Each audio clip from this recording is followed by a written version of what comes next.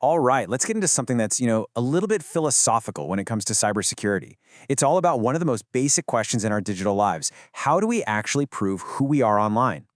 For the longest time, we've thought about security like it's a fortress, right?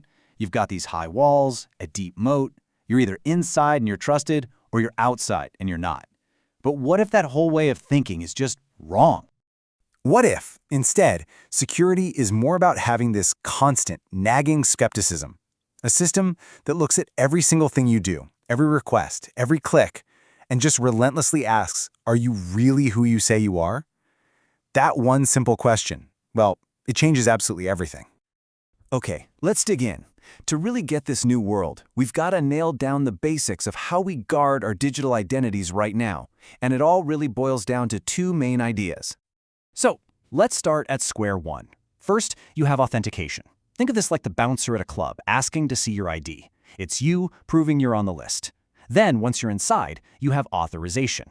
This part decides which rooms you can actually go into. Just because you're in the building doesn't mean you get the keys to every single office, right?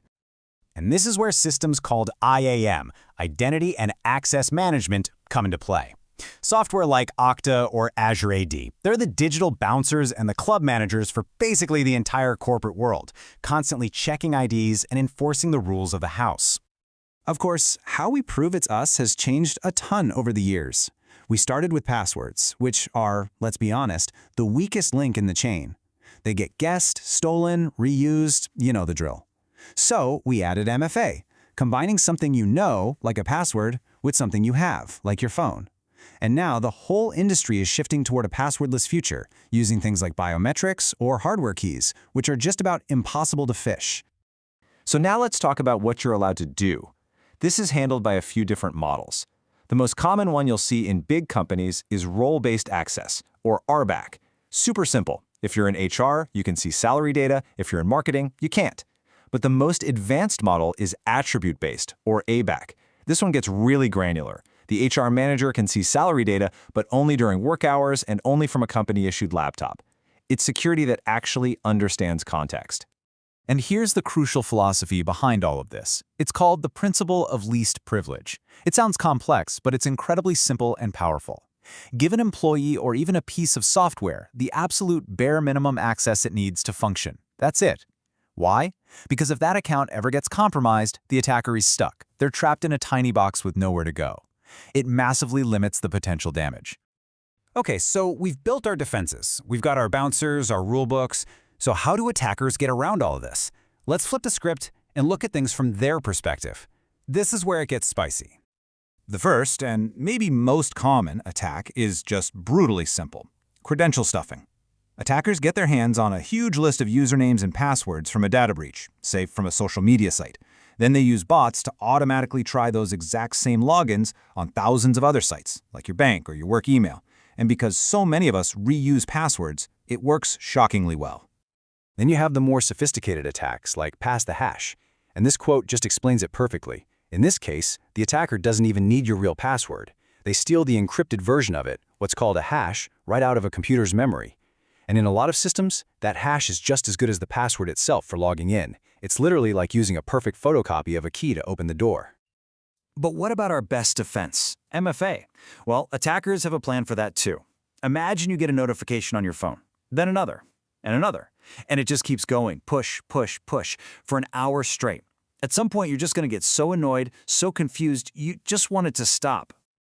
This is called an MFA fatigue attack. And it's not a technical hack, it's a psychological one. It doesn't break the code, it breaks the human. The technology is working exactly as it should, but it's being turned against our own impatience and confusion until we finally crack and just hit approve.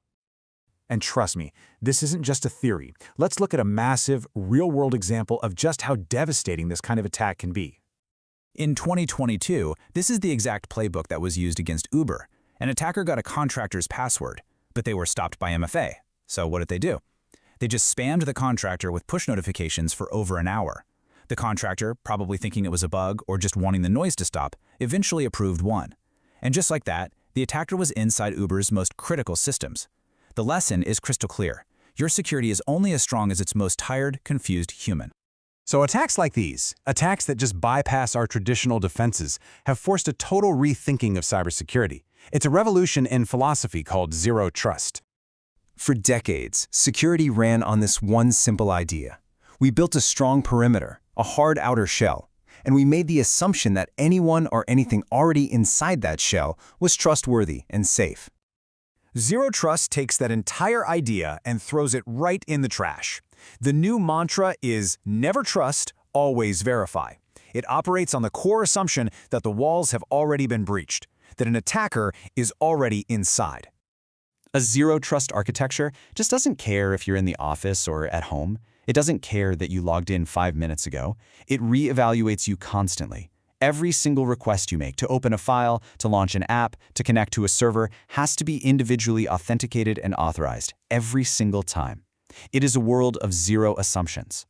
And this is exactly why the future is passwordless. Technologies built on standards like FIDO2, which is just a fancy name for fast identity online, they fit perfectly with zero trust. You can't phish a fingerprint, you can't steal a physical hardware key from across the globe. It gives you a level of certainty about someone's identity that a simple password could never, ever touch. So, with all this in mind, these new threats and this new philosophy, what can companies, and even just you as an individual, actually do to harden your defenses? It all comes down to what you could call good identity hygiene. And every single one of these points directly counters a threat we've talked about. To fight off attacks like the one on Uber, you enforce MFA everywhere, but you lean towards methods that are resistant to fatigue. To limit the damage from any breach, you aggressively apply that principle of least privilege. To shut the door on credential stuffing, you get rid of old, unused accounts that are just sitting there as targets. Ultimately, it's about layering your defenses and, this is critical, educating everyone about what these modern attacks actually look and feel like. And that really brings us to the final, most important takeaway here. Identity is the new perimeter. The castle walls don't matter anymore because attackers are either already inside or they're just pretending to be someone who is. The new battleground is identity itself. Security is no longer about building bigger walls. It's about constantly proving and reproving who is knocking on every single door.